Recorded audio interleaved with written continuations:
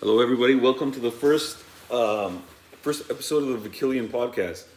So this is going to be a really rough first try because this is literally the first time we're doing it. But the goal of this podcast really is twofold. The way I was thinking about it, one is just simply to have videos of myself and people that I love, family, friends, the people that I like to talk to, and keep those videos for posterity. That's one of the main reasons to have this podcast. But the second thing is just to talk to people about what they're passionate about. And I'm a guy who tends to have a lot of different interests, and I love talking to people who are passionate about something and learning about what they're passionate about. And I thought I'd start my first episode with my lovely wife, Galina. By the way, our 10th year wedding anniversary is coming up, so we're doing good. Yeah. Still together, still going strong. So, babe, what I wanted to know is what are you passionate about? I assume you wanted to talk about your lash business rather than your actual training, which was in nursing, right? Yeah. So, because the training for nursing, I feel like I've lost the passion for it at this point. But what I kind of stumbled upon over, like when we moved from Canada to the US, my sister started doing lash extensions, which was at that time, it was a very new field. And in California, it was like just evolving. And I saw the interest and I saw how it was transforming the confidence of the women that were her clients, the lashes that she did. And she was making really, really good salary. And I was like, okay, you know what? So keep going. Maybe there is something there. Maybe this is something that I actually want to do. And so I started helping her. I started actually helping her source products for lashes. And then we started selling them from our garage. And then COVID happened. And then we just started kind of like building the brand. Yeah, it's amazing, honestly, how far you've come from where you started. You know, I gotta admit right now on air that I never thought that this would be anything other than a kind of like hobby or sideshow. I never thought in my wildest dreams that this would be profitable in any way. But of course, you know, I'm a guy and I don't know anything about female beauty industry. So let's just back up. Like, when did this, you know, when did this become a trend? Like, all I remember growing up is women using mascara. Like, what happened to that? Like, what is that not a thing anymore? So mascara is still a thing, but the problem is that it requires maintenance, and it requires you to and there's limitations with mascara, right? So for women that have very short, weak lashes, uh, there's only so far you can go with mascara. It's not gonna lengthen the lashes. It's not gonna make them thicker. It's just gonna make them darker. So this way, Yeah, I get it. So you know, like growing up, I never had any sisters. So the only people I saw applying makeup were my mom and my aunts. And you know, I'm Middle Eastern. I come from Iran, and they already, you know, Middle Eastern women, Iranian women already tend to have lashes. So maybe for them, it was an option to just use mascara to accentuate, I guess, the assets that they already had. But maybe what you're suggesting is maybe, you know, some girls from different ethnic backgrounds or just different girls maybe have less lashes yes, naturally, or they just don't have that much to accentuate. they just don't So have so that that's much not to a good accentuate. option for them. It's not a good option for them, no. And not only that, but if you look at the lash industry in Iran, like it is incredibly advanced. The last 10 years, the types of advancements that they've had in the lash industry in Iran is insane. Like That's an excellent point. Yeah. right? So even though they have darker, Iranians have darker features, they still do lashes over there. So again, it's Right. So they're doing what you do there now. They don't use mascara anymore. no. Yeah. So that's another interesting thing that we can talk about. Not to get off track, but both of us come from cultures where female beauty, I mean, just beauty in general, but especially female beauty is very valued. So you're from a Russian background. Yeah. I'm from an Iranian background. In both of our home countries right now, lashes are huge. Everything to do with female beauty is huge, including cosmetic surgery. In Iran it tends to be more nose jobs. In Russia, I'm not sure, but so that's an interesting thing as well, that we both come from these backgrounds where female beauty is so valued. So anyway, coming back to the lash thing, so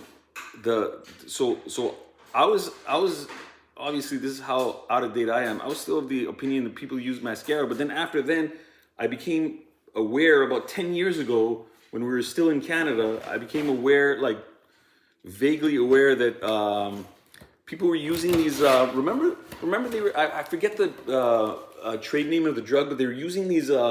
Yes, These Latisse. drops, Latisse, yeah, to grow their actual lashes. So Yeah. so what's the problem with that? Like, wouldn't you want to grow your own lashes naturally, or do they not grow in a symmetric way and they get all like entangled or whatever? Yeah, well, that's an excellent point.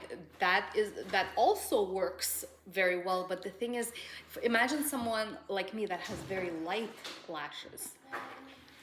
Even though my lashes will grow, they're still not going to be dark and full. Like, they might be darker, they might be longer, but they're not going to be darker. So the effect is still not going to be the same as extensions. Extensions just really just Oh, they're gonna be dramatize. longer, but not darker. Thicker, not 'Cause darker. you want long and dark and full. Long, dark, and full. Okay. And then so also, why not use Latisse and then mascara? because then they're not going to be curly also. Okay. So lash okay. extensions, they really solve the problem of longer, curlier, the curl, and they also change your features. Nowadays, you can customize sets to people's features. For example, there's people that have downturned eyes, right? And so we're able to lift them with extensions. So the way that you position the extensions, you lift it on the outer corners. It's kind of like you're giving like plastic surgery, but not plastic surgery. Wow, that's incredibly interesting. Yeah. Coming from a position like as a guy, thinking about the beauty industry, like I was thinking about it the other day, and like, I grew up like a typical guy, like not really understanding how powerful your presentation on the outside would be. At least guys from my background, even my friends, I think we, growing up as men, we underestimated how important it is to how you present yourself, in terms of how people interact with you. Like we all grew up like basically wearing like shorts and jogging pants and like having messy hair and whatever. It was only towards like my teens or my like, I want to say like my late teens, early 20s, that I realized that, when I became more interested in girls, I realized, well, yeah, man, if you want to get girls, it's much easier if you wear form-fitting clothes. Just for a guy, by the way, like on girls is a totally different level, but just for guys, if you wear form-fitting clothes, if you wear fashionable clothes, you get a nice haircut, you groom tan, yourself, you get a tan, yeah, which was a thing back then. I don't know if people still do that. It makes a huge difference. Like you can transform a guy that would be like a 5 on 10, say 6 on 10, to like an 8. to like a solid 8. Like it could make a huge difference. Now that's just guys with like just basic grooming and wearing good clothes. And the girls, they can actually change. They can completely change their appearance without cosmetic surgery. Yeah. With things like makeup. Like you see these tutorials online, and the after picture looks like it's a different girl completely. Yeah. So yeah, that's very interesting. But the good thing about the lashes is it doesn't come off like makeup, right? Like No. how long typically do these So they last? They last anywhere between, let's say, 3 weeks and like, if you're really good, maybe 4 weeks. So like I have them on right now, and like they don't necessarily look very like, unnatural, but basically I go to sleep, I wake up, I don't have to worry about necessarily putting makeup on. I can just go. I can just like, like I can go. I don't need to put too much makeup on, which makes a big difference, especially for someone like a mom that like doesn't have that much free time. It's really money well spent, you know.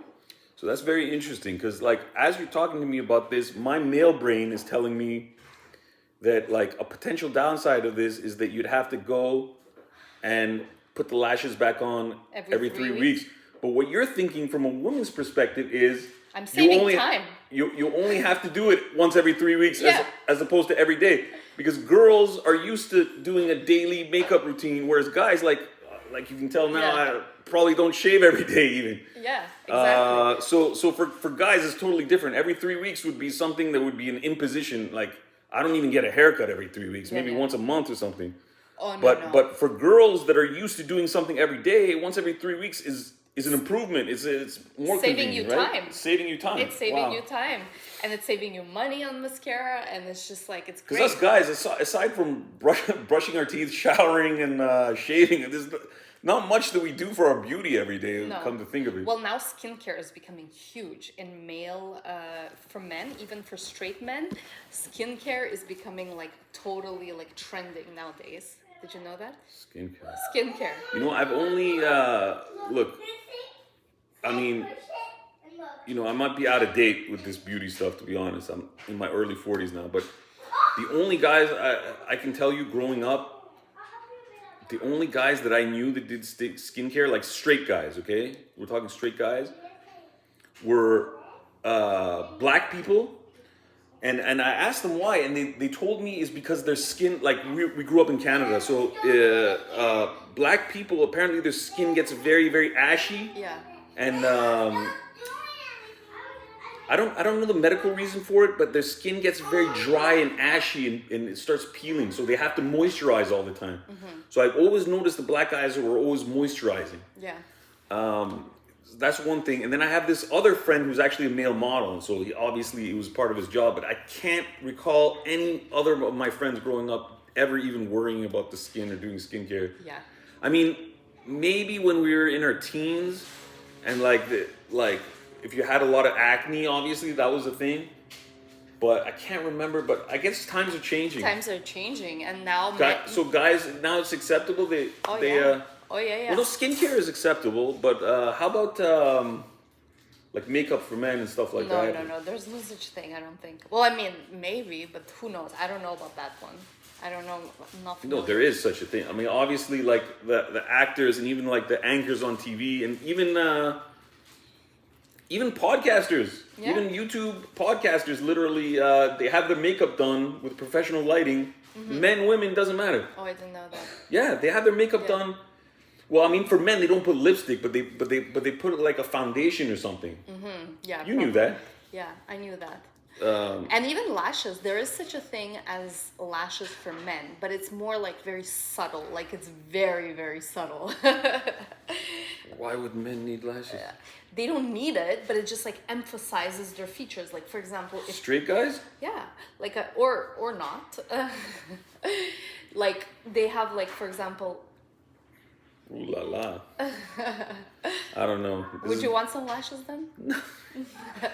You look ridiculous. Yeah. Make me look like a homosexual. Okay, well, now we have to go scrap the whole thing, babe. No. Well, I don't want to look like a gay. It's fine if you're gay, but I don't want to look like gay. I'm a father of 4 kids. There's nothing wrong with it. It's just I don't want to look. Okay, we're gonna have to cut that. We're gonna cut that. Let's just move on to something else. let's keep going. Let's move on to something else. Keep moving. But yeah. So how do you see this evolving? Like